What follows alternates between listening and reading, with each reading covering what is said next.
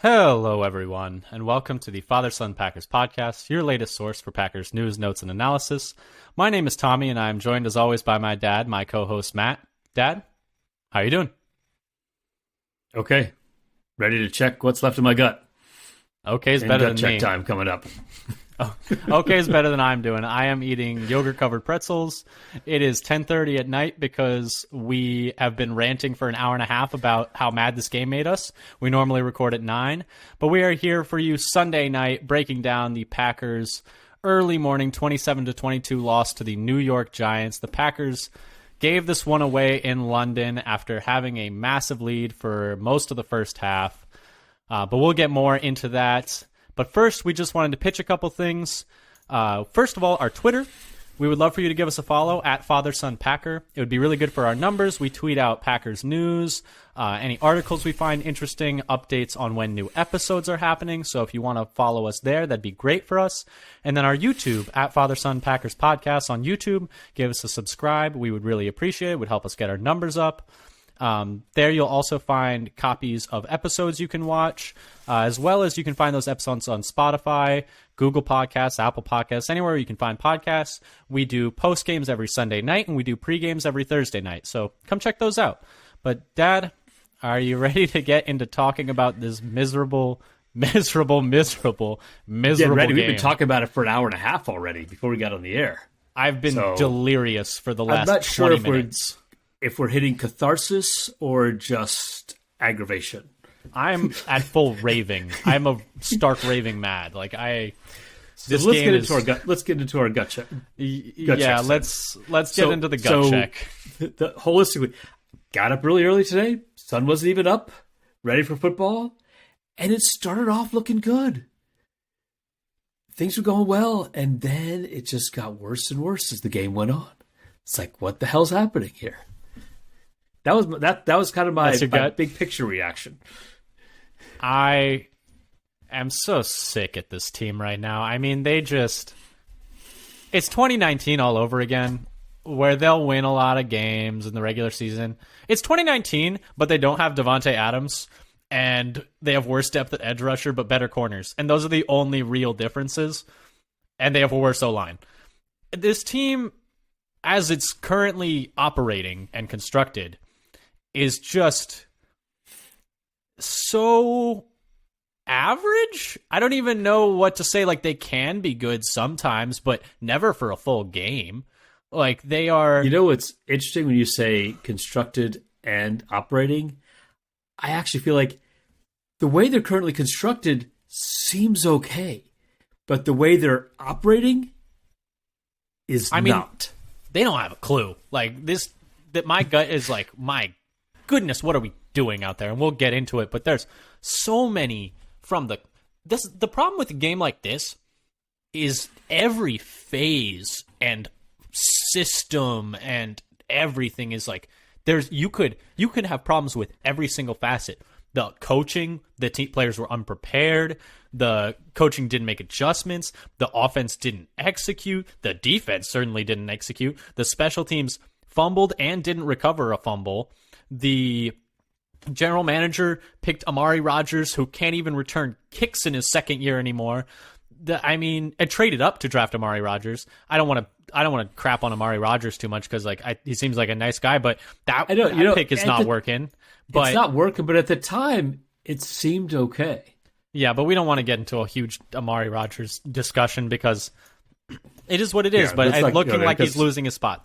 But anyway, there are problems. Yeah. My main point is my gut check is there are problems with every single phase.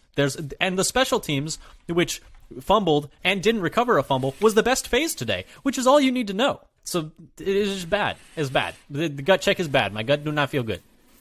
I don't know. I don't know. Let's move on to the injury update then. Yeah, I mean, we're done with the guts. We're done with the guts. But yes, quick injury updates. There was only really one injury sustained in this game for the Packers. Christian Watson re-aggravated his hamstring injury, which is not great. Those are notoriously tough to heal, and they've been tough to heal for him. He's already missed one game due to this hamstring injury, and he's missed a lot of practices due to this hamstring injury. Seems like this re-aggravation will probably be something where they're going to try and be careful with him. I wouldn't be surprised if he missed a few weeks. He did have to leave the game, and he did not come back. Beyond that, and that caused a whole lot of problems for the offense we'll get into. And then beyond that, David Baktiari, after playing all but one drive last week versus New England, played only half the drives, alternating, with Josh Nijman at left tackle. Some notes on that are most people believe they said that it was premeditated and planned because of the heavy travel and the effect that might have on Bakhtiari's knee, which makes sense. You would just like to see him stack successful weeks, I guess is all my thought on that, Dad. Yeah, I guess my thought on that would be it didn't seem to be any kind of setback, but rather a precaution. Hopefully. So it's not like they saw something that made them decide to do this. They decided they didn't want to risk it ahead of time. Also, another thing I realized we didn't have in our injury report is Adrian Amos came through concussion protocol and was able to play. Mm-hmm. Devontae Wyatt, I guess, is still being bothered by his quad injury. Yeah, it seemed like he wasn't quite able to go after having a bit of a downgrade during the week. Yeah. But that kind of sums up the injury updates. Mm-hmm. Yeah, thanks for adding those. But yeah, for in-game, it was mostly just Christian Watson. But yeah, so that's kind of what you're going to want to keep an eye on going forward, and also see, hopefully next week Bakhtiari plays the full complement of snaps, or we'll keep an eye on that. But Dad, do you want to get into the actual full-on breakdown of this game and the breakdown I'm about to have on podcast? Because we'll break this down. We're running out of time to break this down before you break down, so we should better get going. Team is going to give me an aneurysm. Oh my goodness. So, in contrast to our usual strategy, I want to get the good out of. I want to get the good out of the way. We're getting the good out of the way, and we're going to let this bad taste linger by finishing with it, because that's the way this game, I think, is making a lot of Packers fans feel. Am I being dramatic? It's bad, right? Yes, you're being dramatic, but it's bad, right? There's a lot. There's not much. My spin zone is that by losing this game, they'll have to take the flaws in the team seriously and actually address them. So this is just like, okay, we zone. can finally stop saying like, oh, but we're still getting away with it. We can just keep doing exactly. And it's not even that it's a conscious decision. I think it's like human nature. Oh, it's still working well enough, so we can just keep doing what we're doing. It's that beat up car. But not anymore. It's that beat up car every college guy has. It's like, it gets me point A to point B until it breaks down halfway to your destination. You got to push it to the nearest gas station. Oh, that story is like, it's more like, oh, this car's great. It only broke down 4 times last month. But it started back up every time. Every time it broke down, I was able to start it back up. And so there's nothing wrong with it. That's what the Packers right now. They are. That's what the Packers are right now. It's only breaking down once a month. They are an absolute lemon of a team right now. Just a lemon. But anyway, let's get the good out of the way. But the Packers, the good things. Let's do it. So we'll start with the offense. Talk about some of the good things that we saw. Yes. So I'll start with Randall Cobb was looking pretty good out there. I mean, he didn't quite get his 100-yard. He had 99 yards, which would have been his first 100-yard game since he had 2 for 2019. I mean, 2 for Dallas in 2019. And it would have been the first one for Green Bay since the famous "It's Randall Cobb again" game against the Bears in week 1 of 2019. Oh, 2018, yes, the injury game. The opener in 2018 where they had the comeback where Rodgers pulled his Undertaker rise from the dead to win the game. It's the my knee game. That's what I know it is, at least. My knee. It was my knee. What'd you hurt? Yes, my knee. My knee. Yeah, that was even before he did the ayahuasca, as far as we know. Yeah. But yeah, Cobb had a really nice game. I think he was easily their best player on offense, I thought. I mean, he's got a lot of juice still. I mean, Matt Schneidman of The Athletic, I think it was, wrote an article on him about how he's like, I don't know why. I think Cobb was quoted since, like, I don't know why you guys think I'm that old. I'm not that old. Like, but he's got some juice left. It was interesting. I saw something somewhere today where he had, coming into this week anyway, more catches than everybody else, like his age, his draft year, and older combined. To be fair, he was the youngest player in his draft class. He was the first player to play in the NFL born in the 90s, I think. I think, if I remember correctly. But Is yes, I'm pretty sure that is true. I might have made it up, but you can check if you want. You check another time. But anyway, good things for the offense. And then go ahead. Go ahead and go with yours. I had a few little sprinklings in here and there. On Lazard's TD, I thought Dobbs once again did a very nice job blocking. Yep, that was on mine he too. He did the previous week on Watson's touchdown. He had a good block on Lazard's touchdown this week. DeGuara, we had kind of DeGuara sighting. He came in a little bit and had really nice plays back to back, 2 receptions, and those were his only targets the whole game. And Mercedes, big dog, got his first catch of the year and his first touchdown since 2020. And it was actually one of the nicer designed plays, I thought, that they've had almost this season, where they sprung him open for the wide open touchdown. Yeah. I mean, it was easy, which you can't say for a lot of the stuff the Packers offense is doing. It's like good things for the Packers offense. Did you have any more you wanted to add? I can toss mine. That was most of my that was my list. Yeah, I mean, my good things for the offense. Aaron Jones and AJ Dillon averaged 5.1 yards per carry, which is really good. Randall Cobb, like you said, was I had the same note that he had a very nice day. Romeo Dobbs blocking, I had the exact same note that he had a really nice day. I like the note on DeGuara. I actually thought he looked really good out there. I have problems with him, not with him, but I have problems with the game plan surrounding, like kind of associated with him, which we'll talk about later. But those are my main positives. First half was good. The offense in the first half was nice. They moved the ball well pretty much most of the game. It's just in the second half they had crucial errors when they couldn't afford to. They had a lot of drives where they were putting stuff together, and then they had a couple fizzle out. They didn't have that many drives for the game. Yeah, I would say, to me, I know they didn't score in the second half, but I put more of the blame on the defense. But we'll talk about that later when we trauma dump our feelings about how bad parts of this team were today. But if you just look at the drives, they really, you'd say they only had 2 drives that were real failures. Yeah. They had 2 3-and-outs where they punted, and the other drives all actually got them at some point into scoring range. Mm-hmm. It's true. I mean, so they're actually able to move the ball. Yeah, a decent amount today, even if they had a couple of drives where in the end they couldn't put it together. And you can say, I mean, everyone's going to be like, they didn't score a point in the second half. That's true. They had 3 drives, and 2 of them got in scoring position. It's their fault that they got sacked out of field goal range on the first one, and it's their fault that on the third drive, which was the second good one, they couldn't punch it in on 4th down to tie the game. Like, that's their fault, but they only had 3 drives, and they moved the ball. Yeah. It's kind of statistical variance. So it at that wasn't point. like full out offensive ineptitude. They were actually able to move the ball. Yeah. But just drives. Situational issues on offense, I feel like was the biggest issue. But we'll get more into the offense, and there are more problems with the offense actually that I think are bigger issues. But for actual production, I think the production aspect was more related to situational offensive problems. But there's a lot of play calling problems. But let's do the good things first, still. So let's move on to good defense. Dad, do you have any positive takeaways for the defense, which was I think one of their worst games I've seen in a little while? So at least in the beginning, the defense was looking great. I mean, I'm watching the first couple possessions. Kenny's murdering their center.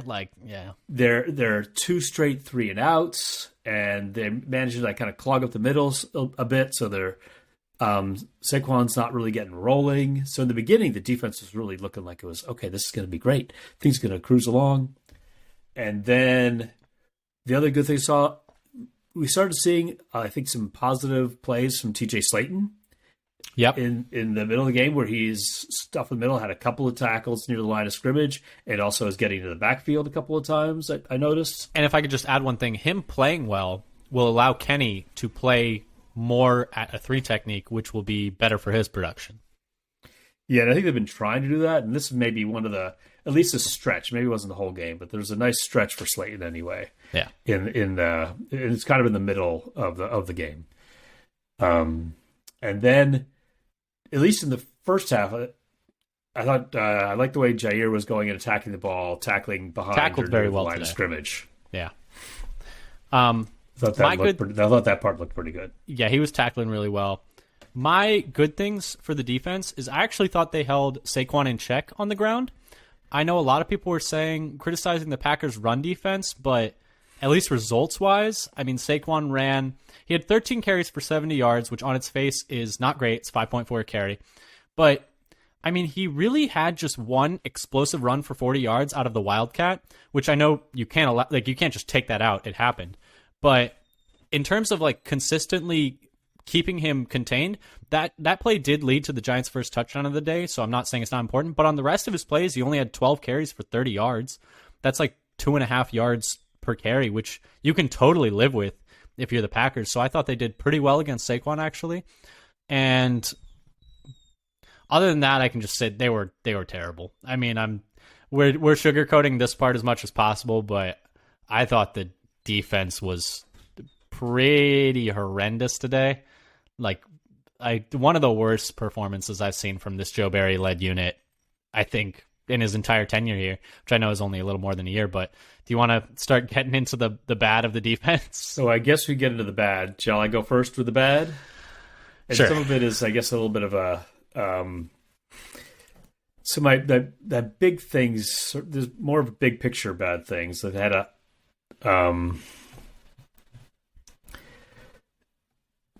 failure they gave up 5 straight scoring drives at one point. The last 5 real drives of the game, they gave up a score on every single one, except for the intentional safety the Giants took. And then and then in those they had 4 straight third downs, or 6 out of 7 and 8 out of 10 within that stretch that they converted third downs. They gave up 4 straight third downs. All short. They gave up 4 straight third downs. Was that bad? 4 straight third down conversions. Ugh. Through the first TD and their second field goal, there were 4 straight third down conversions. And in that stretch of their 4 scoring drives, they converted 8 out of 10 on third. There's some 3 yards and 4 yards, but also some, 13. On the first touchdown, they had a 13-yard third down conversion and a 9-yard third down conversion. So they were basically... Yeah, they were carving us up on third down. Can I add my third down note real quick? Sure. Just to tack on to that. So going into this game, the Packers defense, for as talented as it was just hanging on for dear life just by they were good because they were good on third down, and that was the only reason the Packers defense was good. According to Ben Solak of The Ringer, going into this week, they gave up over 6 yards per play on first down, which was the 7th worst in the league. They gave up 5.88 yards per play on second down, which was the 11th worst in the league. So both well below average. And then on third down, they were giving up 3 yards per play, which is the second best. And with teams converting at only a 23.8% clip, which would be the best in the league. And so this team, with all these first round picks, all this money, all this talent, semi-new coach, is just praying to stop you, praying that you will stumble into a third down and they will stop you. On average, they're giving up a first down before you get to third down. They're giving up 11 yards per play on the first 2 downs. You're praying they stumble into a third down and then you can hopefully stop them. And that last bit of situationalness, situationalness, not a word. You can tell how flustered I am. That last bit of situational strength they had was all they were holding on to. And it's not sustainable because today they give up 6 of 11, 54% conversion rate, which would be the worst in the league. And I know they're not going to be that bad every single week, but when you have this much investment, you shouldn't be praying the other team messes up so you can finally turn up the heat a little bit. Which is a little bit what this defensive style is this bend but don't break, but in some cases bend and then break. You just keep backing up and backing up and backing up and wait for them to screw up. Seems to be the strategy, which is obviously not working. I mean, because if you're giving up that many yards on first and second, what are the chances that you're really able to hold people to that few yards, specifically only on third down? Yeah, that's the part that seems very unsustainable. They were good on a complete statistical anomaly to be that good on third down and being that bad on first and second. If the problem is it's just like the offense is not sustainable. And when you're that bend don't break, the offense is never going to get the ball. Like the offense got the ball 3 times in the second half. And the offense has its own problems, but you can't let them drive 7, 8-minute drives, 5 different drives in a row going for like 50 plus yards or whatever it was. It can't happen when the strength of the team that you're banking on for this year to be a year where you think you can compete in the NFC, it's a weak NFC. The strength of the team is the defense. The defense cannot be that passive if it's the strength of the team. Well, the other thing is, they keep talking about how this is going to be a defensive team. The strength of the team is the defense. Like, so far, the defense has not been rated as highly as the offense. Yeah. And let's get into some more specifics on defense. Do you want to talk about the Daniel Jones? Yeah, I still had some more specific points here besides sort of this general situational, in some ways, a philosophical problem with how they're running the entire defense as a unit and how they're doing things. But for specifically this game, once Daniel Jones actually showed that he could run, it seemed like the defense didn't have an answer. Well, can I add one quote, or do you want to? Say what you're going to say first. I'm going to add a quote because what I was going to say, I feel like they should have gone back to the sort of spy defense that they used against, I guess it was Chicago Fields, yeah, and Justin Fields. And they Quay Walker spy, but I don't know if I saw them do that at all.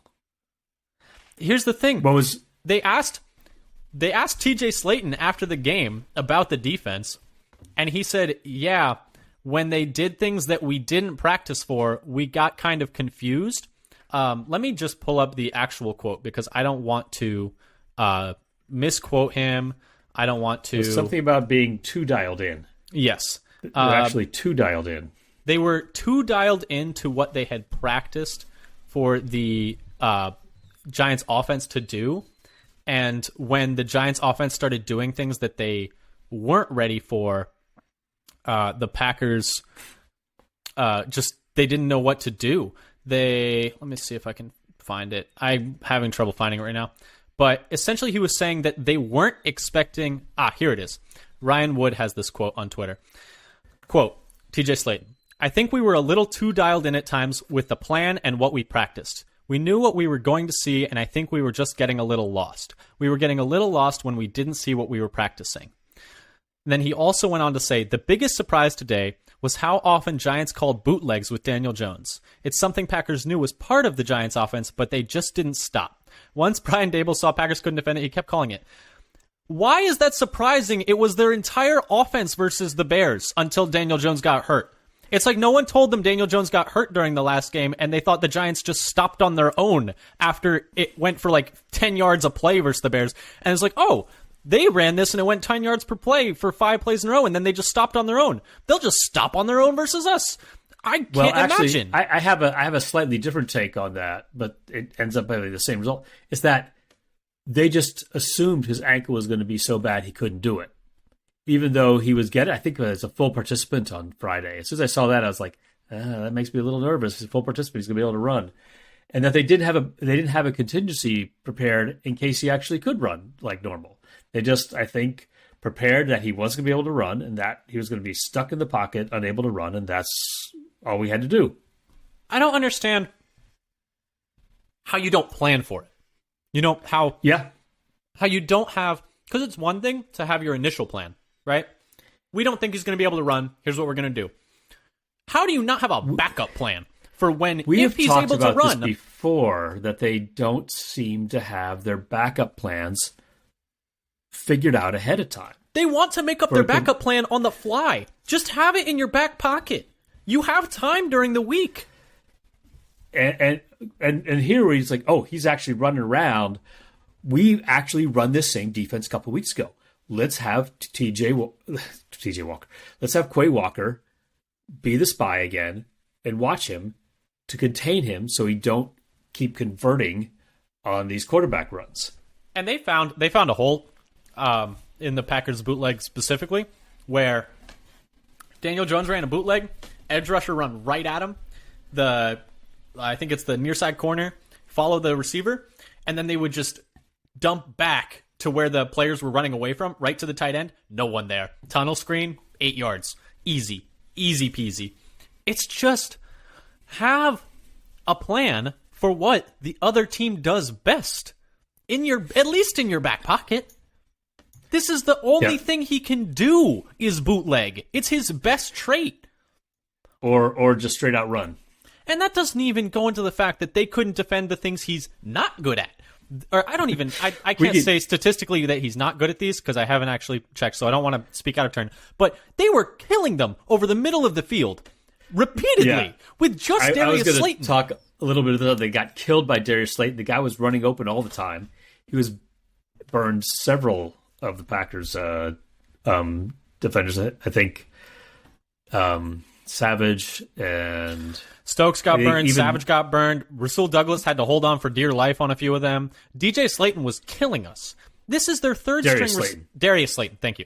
Darius Slayton was killing us. It's like their third string receiver, and he's just killing a secondary with 3 first-round picks and 2 high-priced free agents, and he's killing them. So that was another one of my bad things. The bad thing list is rather long in terms of individual items. I'd like to see what the final pressure numbers were because I felt like the pressure kind of disappeared. Was very sporadic as the game went on. That they were not actually able to. They did get, I think it's 1 late sack on. Daniel Jones, but I want to see more about what happens.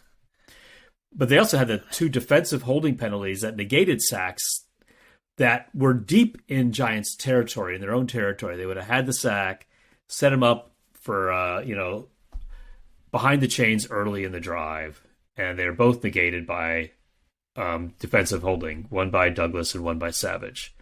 And I'd say the last thing I had on this defensive bad things was it looked like another rough day for Savage.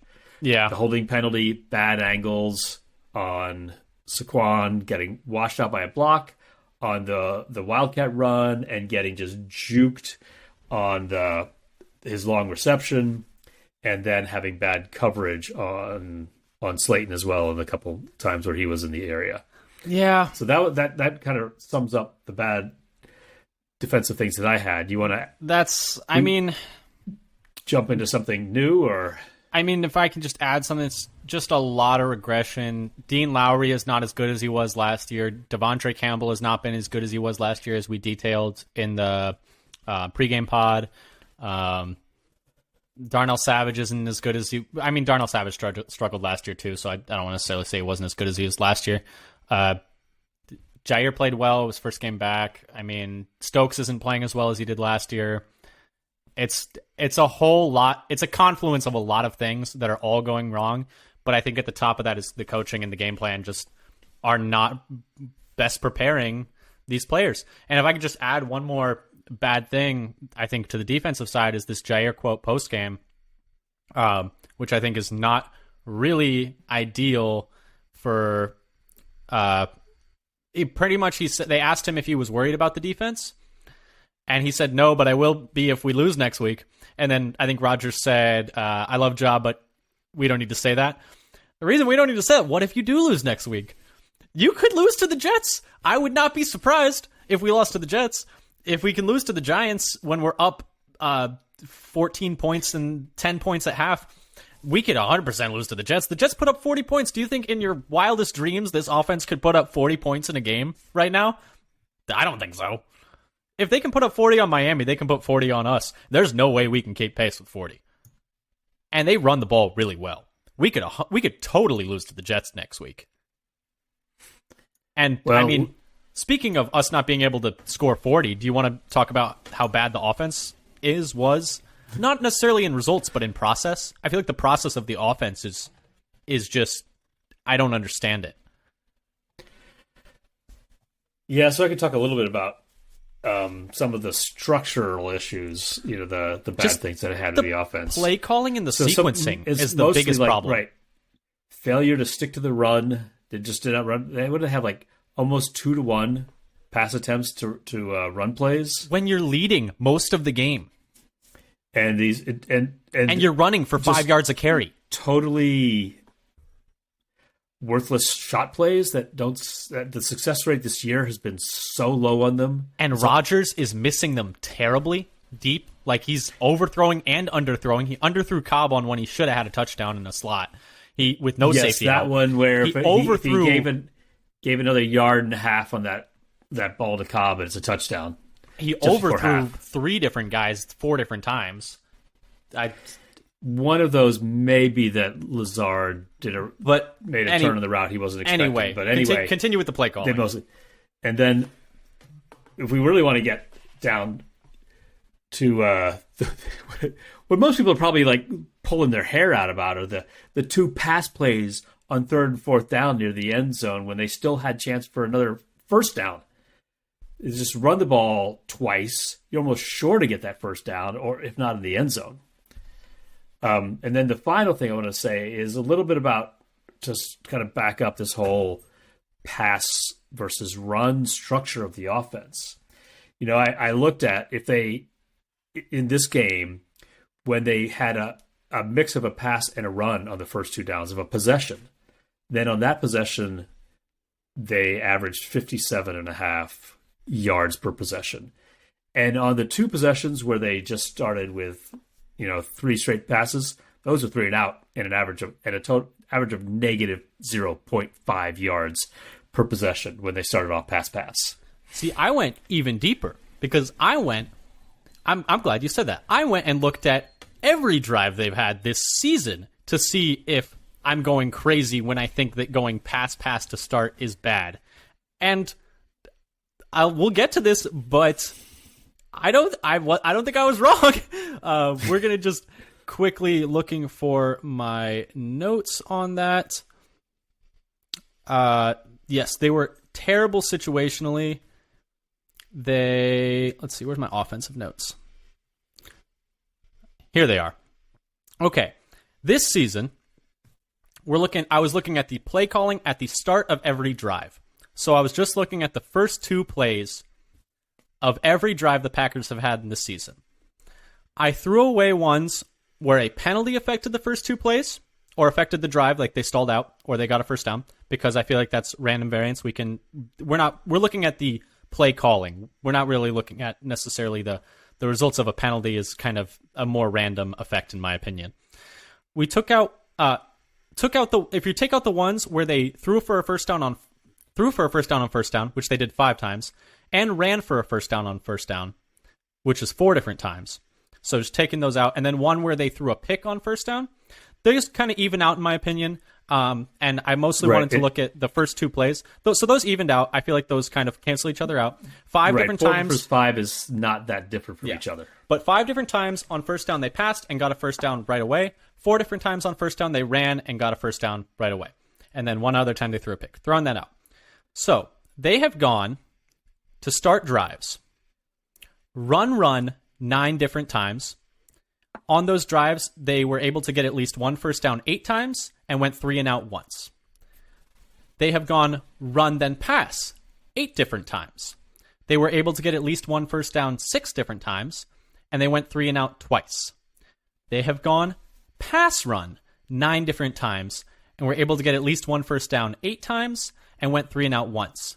They have gone, here's the part where I'm just like, the Packers can look at this. They have gone pass 10 different times. They have gotten at least 1 first down 3 times and gone 3 and out 7 different times starting pass. 7 of their 12 3 and outs on the year that weren't affected by penalty were because they started pass. It's so indicative of what you're seeing on the field, too. It completely tracks with the eye test that when they don't run the ball, they stall out a drive. If they go pass, they 70% of the time go 3 and out. Yeah, on every other single other one, they're going 14, 22 of 26 times they don't go 3 and out. And then the times they go pass, they go 3 and out 70% of the time. It's not that hard to do the math and see that, yes, you can get those chunk plays on first down, but don't go deep shot, because you're 70% of the time you're going to go 3 and out. I just don't understand. I don't understand the play calling. I don't understand why we get out of this rhythm. I don't even know if it's LaFleur's fault. I think it's you watch and you're like, this is the Aaron Rodgers offense. This is the Mike McCarthy offense. This is not the LaFleur motion quick game. As soon as they went back to that on the last drive of the game, they moved the ball really well. Sorry I ranted for so long. If you want to add anything there, I was just going to come into how it's like, if there's at least one run in the first two plays, it's like 22 out of 26 get a first down. Exactly. If there are no runs in the first two plays, only 3 out of 10. 70% of the time they go 3 and out when they go pass. It's not that complicated.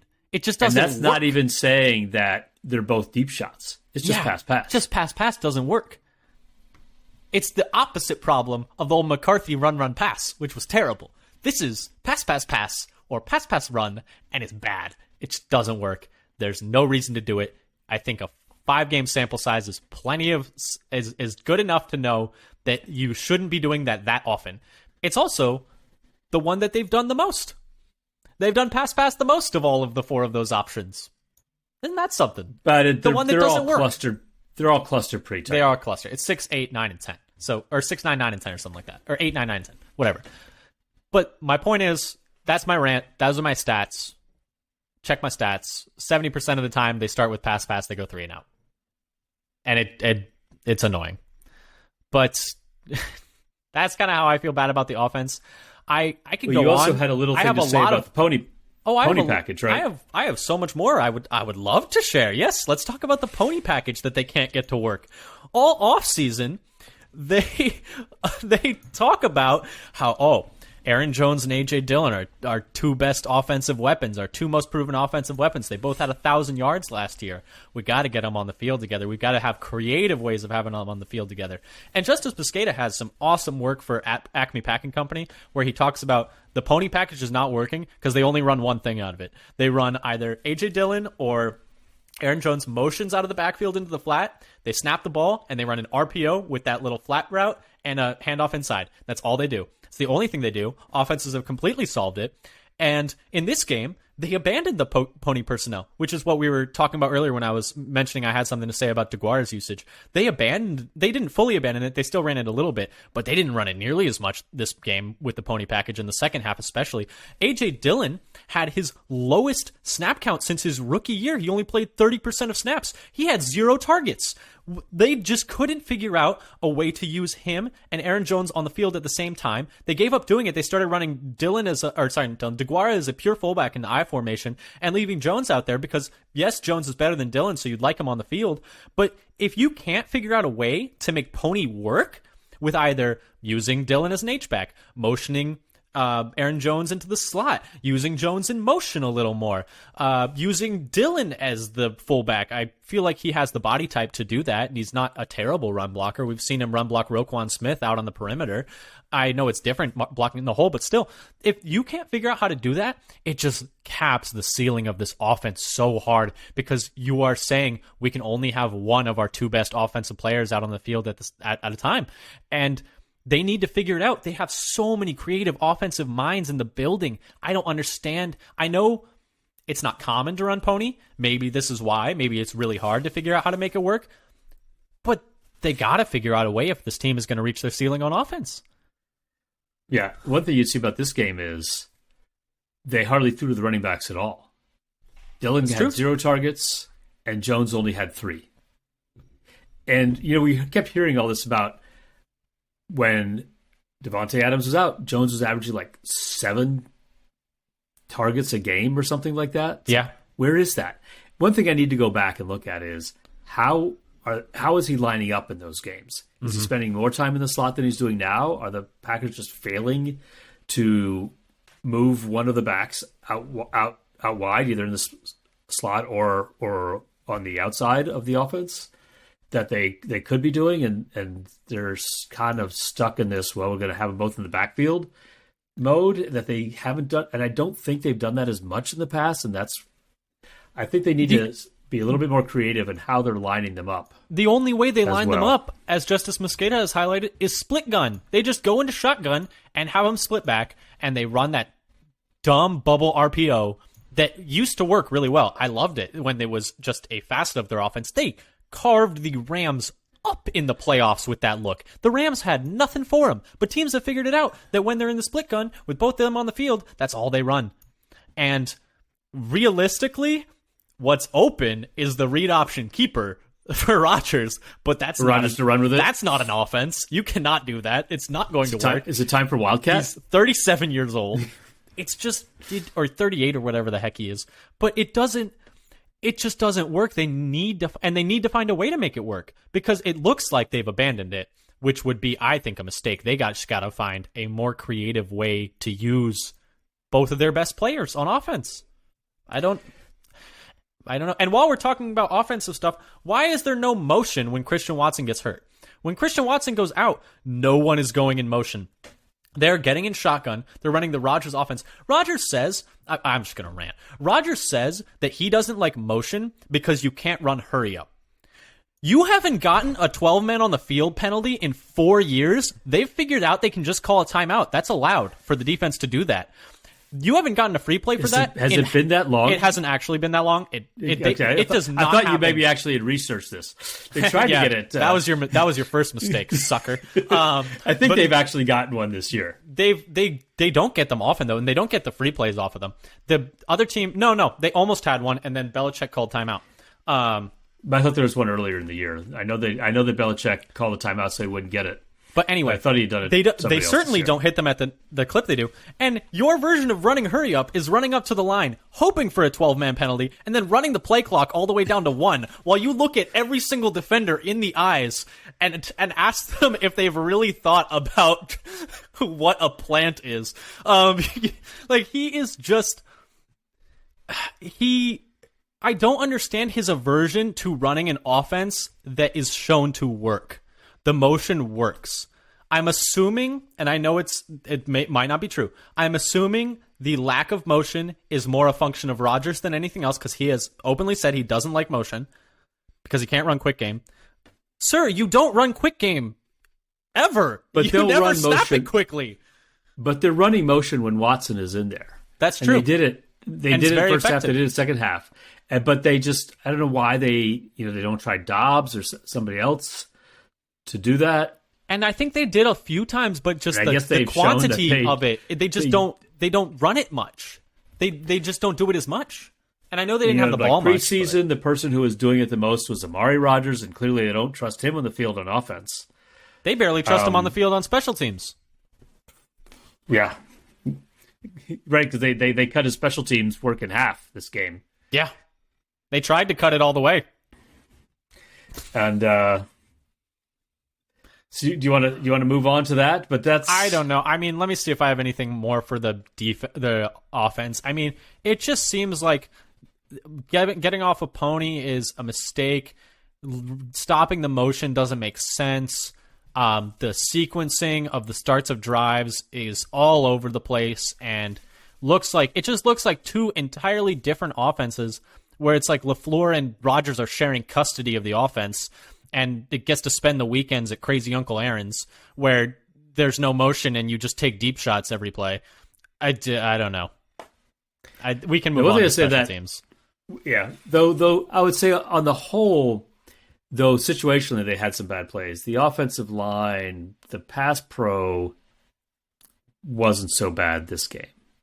But who did the Giants have on the edge? It's not like they're going against, like, Kayvon Thibodeau is a great prospect, but it's his, like, second game in the league. Like, I don't know. Yeah, I mean, they had the one play that was blown up by Dexter Lawrence. Is that right? Where he murdered Royce Newman. But other than that, I felt like most of the time their plays weren't blown up. It was by lack of protection, which they've had in other games. Can I just say it was so fitting that on the Hail Mary, they false started, and then they got a sack. They didn't even get the play. They didn't even get the ball out of Rodgers' hand.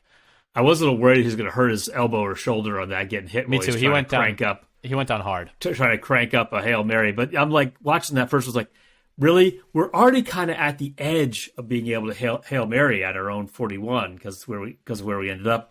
And then you take the penalty, so you got to back up another 5 yards? We'll run a lateral play at the edge of the half when we're tied.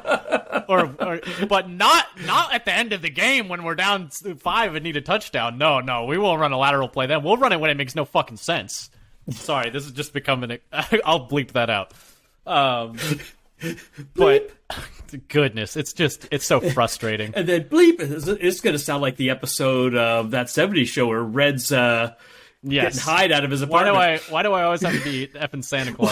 Why do I have to be Santa Claus? But anyways, do you want to go to the special teams? They were the best unit, and they failed to recover a fumble that would have been crucial to the result of the game. I think there's no guarantee the Packers score, but it would have been very helpful at least.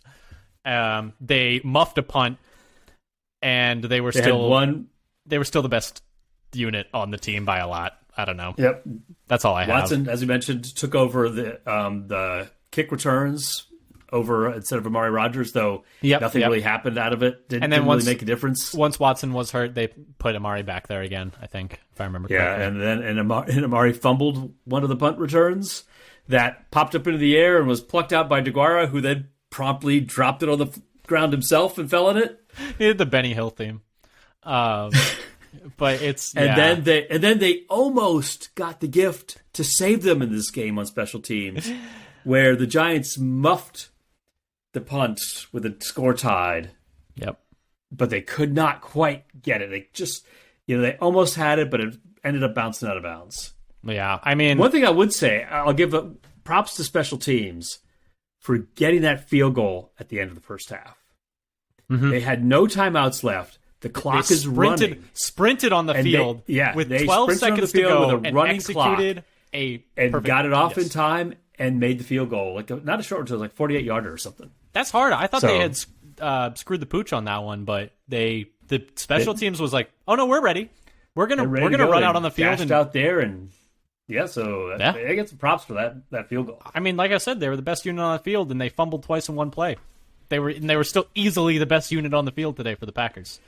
But I'm being a little harsh on the offense. They didn't have a lot of drives. Drive to drive, the offense wasn't that bad. Yeah, when you look at it, because they went field goal, touchdown.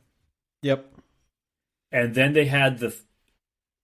Is that right? I have that. I have it up. They went field goal. They went field goal, 3 and out, touchdown, touchdown, field goal, touchdown, field goal. And then they only got 3 drives in the second half. And then they went 3 and out. And then they had a decent drive that Rodgers got sacked out of field goal range. Crumbled on the sack. Yep. And then they moved the ball very well in the last drive. But because it was already by that time, after their only third drive of the second half, the game was ending. They had to go for it on 4th down for the touchdown. So they actually moved the ball decently on most of their drives. Mm-hmm. Yeah, and I mean, I don't want to be too harsh on the offense because, results wise, it's okay. I just think that the decision, there are easy in terms of the early down play calling in a drive. It seems like there's clear statistical evidence that something you're doing isn't working, and then formation wise, you're limiting the ceiling of this team by not finding out a way to put their 2 best players on offense. I don't know. Those are my 2 big problems with the offense. Yeah, offense has some structural issues that I think I would like them to change the way they're doing things. But if you just look at the face of it and just look at the final score, they gave up 27 points to the Giants. Yeah, it's the defense's fault. I mean, but you can say hey, the special team scored more points than the Packers offense in the second half. Yeah, because the Giants spotted us 2 points. Oh, thank you. The giveaway of the safety. The more we talk about it, it's just the defense is the problem. It's been so underwhelming, and people talk about it's total points wise, it's not bad, and points per drive wise, it's not bad, but when you look at who they're playing, they played a Vikings team who's almost lost to Chicago today. They played Chicago. They played Tampa without any of their starting receivers. Their offense isn't anything to write home about right now. They played New England with Bailey Zappi and gave up 27 points or 24 points. And then they played. Luckily, it wasn't 27. They played a hobbled Giants team without their starting receivers in London with Daniel Jones with the bad ankle. Saquon hurt his shoulder, had to come out and come back in and ran all over. Yeah, but you. I would say that Saquon shoulder injury didn't affect him at all. And Daniel Jones looked like he was running fine. I think that ankle had healed enough by this after a full week. I don't know. He wasn't really noticeably hobbled as he was running. But point is, I think I blame the defense 75% of this, 80% of this. Yeah. I mean, I think the thing is, you look at the defense, it's less than the sum of its parts right now. Oh yeah. And it's like, and that's I think the most damning thing you can say about them. They should be better than they are. Yeah, and I'm hoping. Here we're getting into our closing thoughts. Yeah, let's wrap it up. I'm hoping this is going to turn out to be a weird London game thing. I'm spin zoning so hard. I'm like, it's actually good that they lost because they'll be forced to address the issues with the team. Like haven't watched a million Packers games over the years and know they're not going to change a damn thing. But I am hoping that they just jet lag, ran out of gas.